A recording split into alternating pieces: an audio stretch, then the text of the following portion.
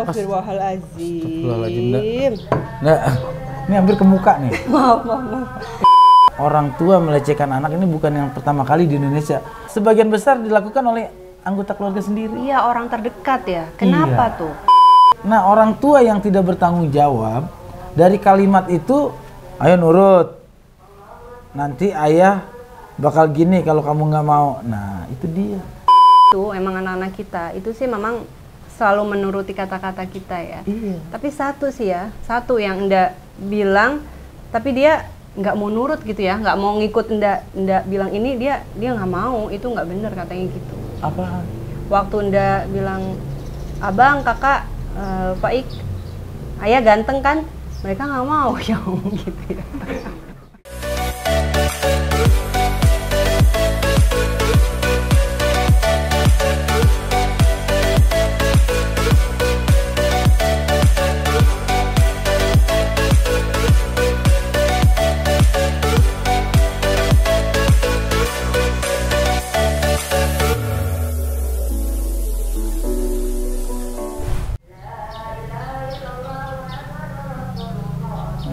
Astagfirullahaladzim.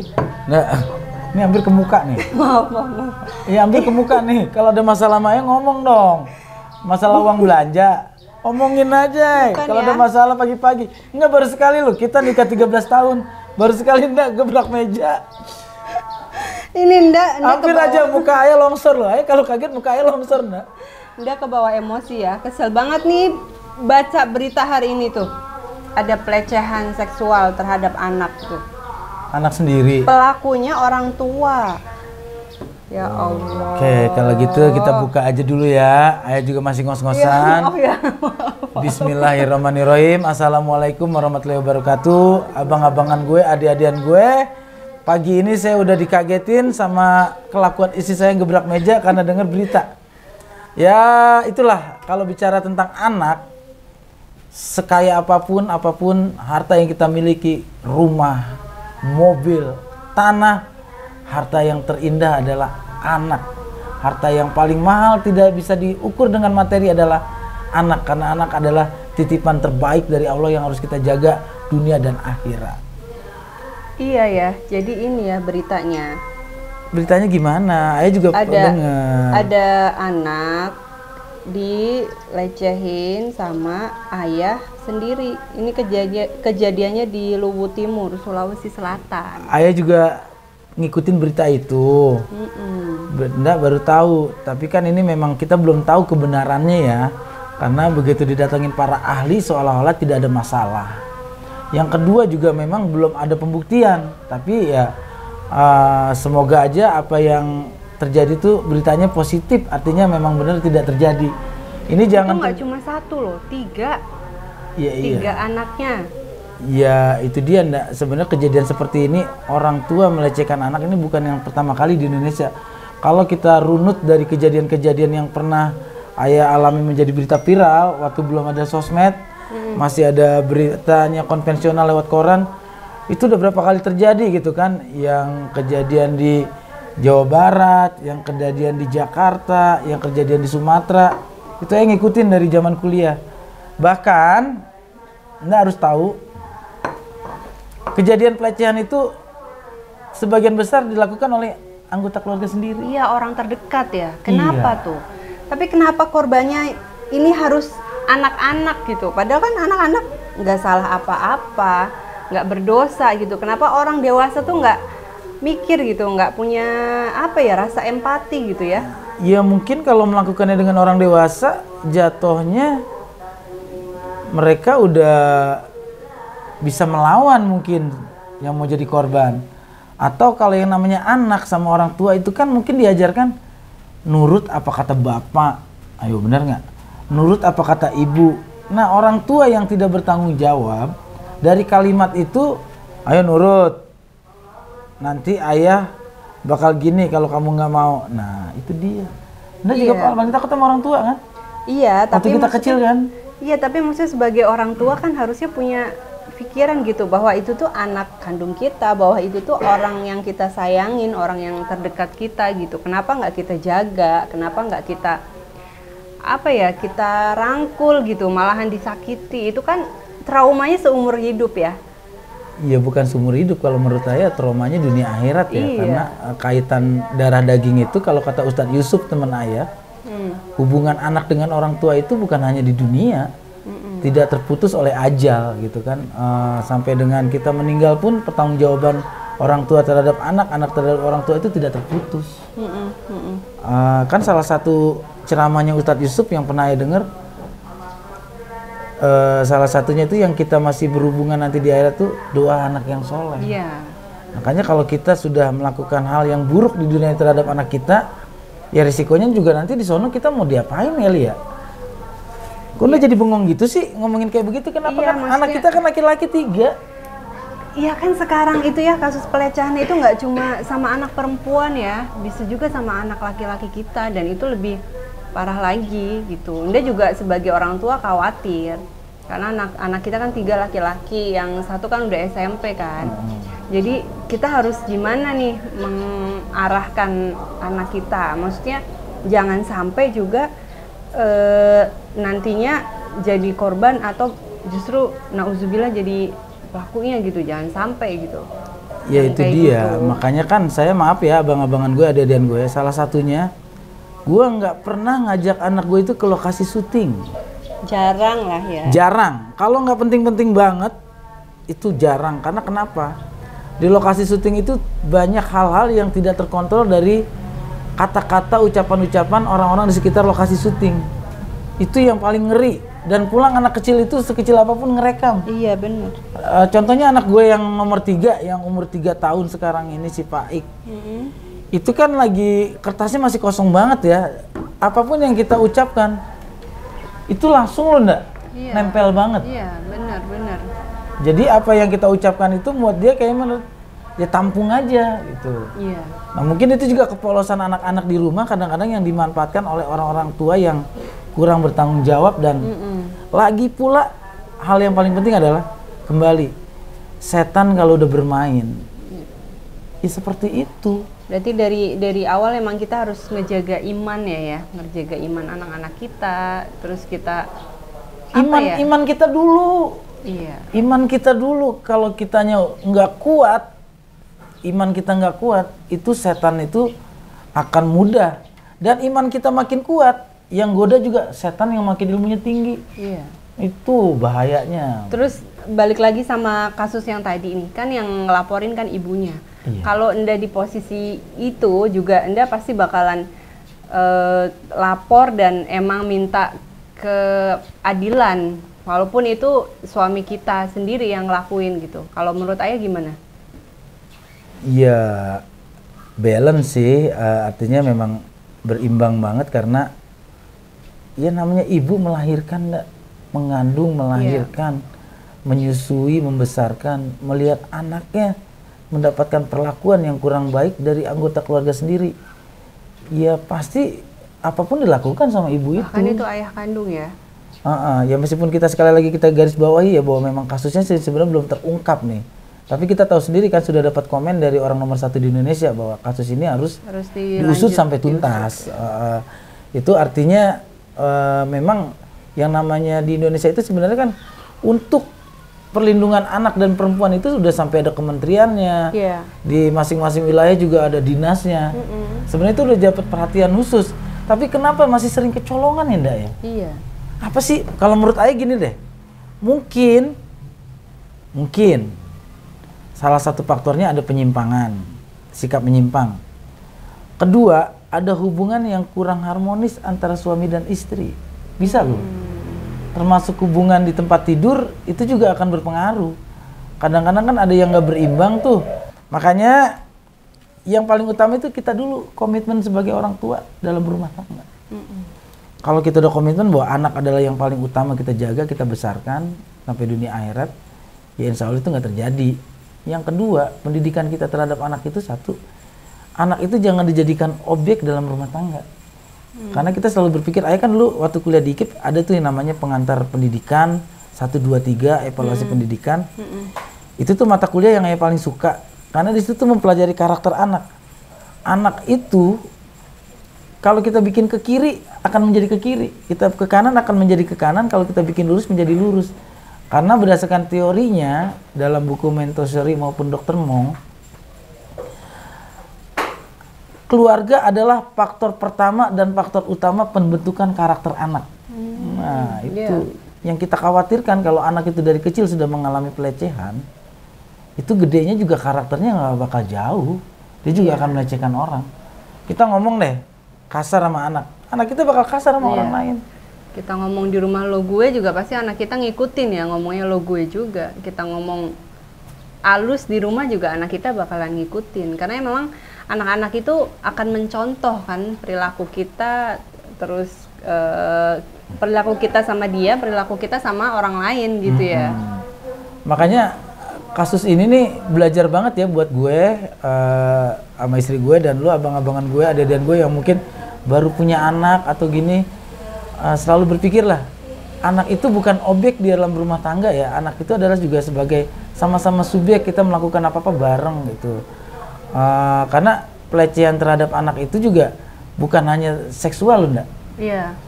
Kita bilang bullying juga ya. Bullying, umpamanya kita bilang aja punya anak fisiknya beda aja. Iya. Kadang-kadang orang Betawi zaman dulu nih, maaf gitu, manggil anak itu dari bentuk fisiknya. Si Peyang mana si Peyang? Nah. Jablang. Si Doer mana si Doer? Si Bagol. Iya, padahal itu masuk ya ke anak ya. Ke anak itu masuk. Itu pelecehan, menurut saya itu pelecehan. Dan anak hasil apapun di sekolahnya, prestasi, jangan pernah kita bilang bodoh, tidak mampu. Karena kenapa? Itu akan terekam bahwa gue tuh emang anak bodoh. Gue emang anak, sebutan nakal aja, jangan nakal dong. Kamu nakal banget sih. Jadi di otaknya nakal yang kerekam gitu ya. Iya. Dan begitu anak itu kan mengikuti apa kata orang tua. Jadi kalau orang tua yang sekali lagi kita bilang di awal, kalau orang tuanya nggak bertanggung jawab, itu resikonya anak itu nurut. Ayo, kamu buka baju. Kamu ini. Kita kan selalu mesen sama anak kita kan. Kalau di luar ada yang mau lihat atau nyuruh sesuatu yang nggak kita pernah suruh, lapor kita kan. Iya. Iya. Terus ada juga memang faktor divorce ya. Orang tua pisah itu juga bisa banyak dulu teman-teman sekolah Anda gitu ya, yang orang tuanya pisah sama yang memang utuh gitu, beda tumbuh kembangnya. Ya iyalah, nah yang nggak seimbang lah. Artinya biasanya kan dia juga akan membandingkan, kok kamu dijemput ada ayah ada ibu, aku kadang-kadang dijemput cuma sama ayah atau sama ibu. Itu anak kecil juga ya minder ya jadinya. Minder dan juga paling utama tuh biasanya kadang-kadang kalau pintar ya pintar banget, tapi egois. Bener nggak? Jadi anak egois. Anak tuh yang korban single parent itu kadang-kadang gitu. Kalau pintar tapi egois banget. Terusnya kalau prestasinya rendah, emang bener-bener dia nggak percaya diri. Itu biasanya pelangak-pelongo di sekolah.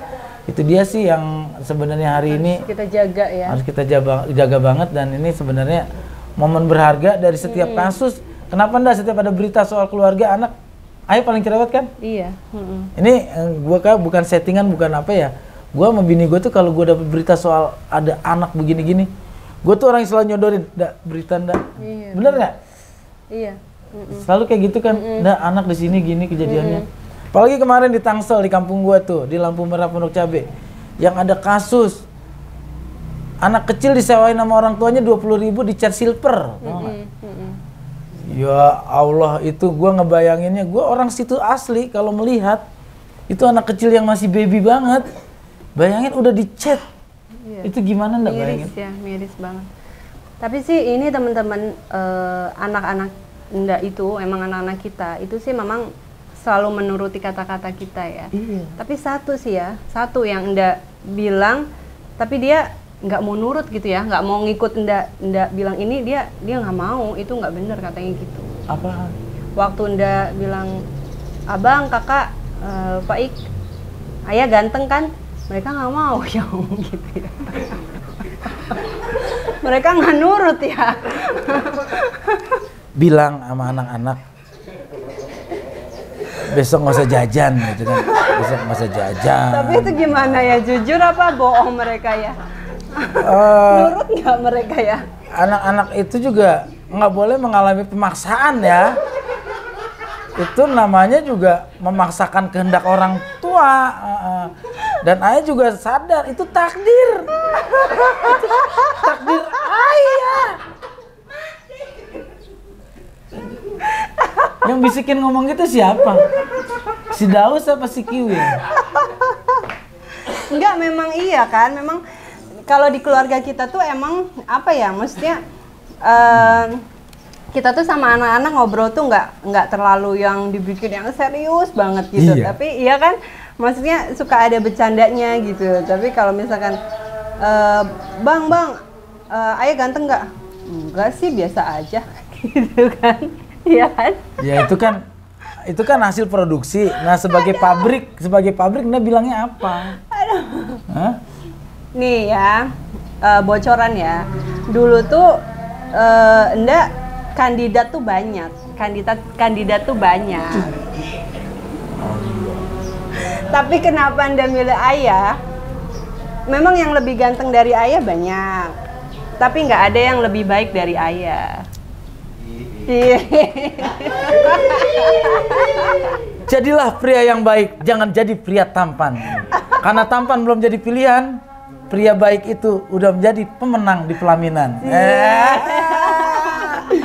Ya, begitulah tadi kita balik lagi tuh. Anak-anak Anda juga jangan suka memaksakan. Kalau harus apa yang menjadi real kenyataan itu, kalau hitam kita bilang paksain putih ya. Itu nggak bisa juga. Itu tadinya kita bohong Itu ya. tadinya kita bohong. Ya mungkin kayak orang tua tetangga kita lah. Yang mungkin ayah putih ya. Mungkin anaknya bilang ya nggak juga. Nggak boleh kalau fakta itu. Kalau fakta itu yang bentuknya emang udah real, jangan pernah dibohongin. Karena kita mengajarkan ketidakjujuran sama anak. Ayah suka waktu Enda ngajarin si abang untuk jujur. Itu kita kan dapat tuh kalau mau mendapatkan surat untuk masuk sekolah tanpa harus divaksin bisa. Ada yang menawarkan oknum. Tapi gue bilang jangan. Kenapa? Mengajarkan kita jujur pada anak, benar kan? Nah begitu juga ayah sebagai orang tua mengajarkan saya selalu berkata jujur. Kalau lagi ayah bisa ya bisa, kalau ayah lagi enggak ya enggak gitu kan. Nah balik lagi ke kasus pelecehan orang tua terhadap anak ini, satu hal yang harus kita pikirkan bahwa yuk setiap bangun tidur kita istighfar dulu deh bahwa anak itu yang kita titipkan sama Tuhan, sama alam untuk kita besarkan, bukan kita lecehkan. Yang kedua, bahwa anak itu bukan lagi sebagai objek dalam rumah tangga, juga sebagai subjek yang akan melakukan sesuatu secara bersama-sama dengan kita gitu. Iya. Memang tanggung jawab orang tua ya paling penting ya, sama kesadaran ya. Kesadaran. Iya.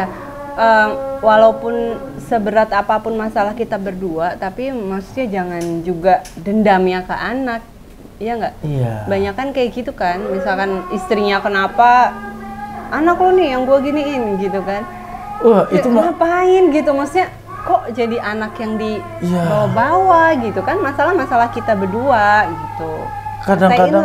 Kadang-kadang nggak kesampean ngomelin bapaknya, anaknya yang dijauhin sama mamanya. Nah itu juga bisa terjadi juga. Kesel sama bapaknya nggak masak. Anaknya yang dipukul-pukulin. Iya, kesel sama bapaknya dia nggak masak, anaknya pada lapar di rumah. Iya, berarti bukan juga melulu si ayah yang salah ya, maksudnya yang melakukan kejahatan, bisa juga si ibu juga. Banyak juga berita ya yang ibu membunuh anaknya gara-gara bapaknya nggak pulang-pulang atau nikah lagi gitu. Ibu aniaya anak karena ayahnya nikah siri atau apa segala macam. Itu juga miris banget sih berita-beritanya.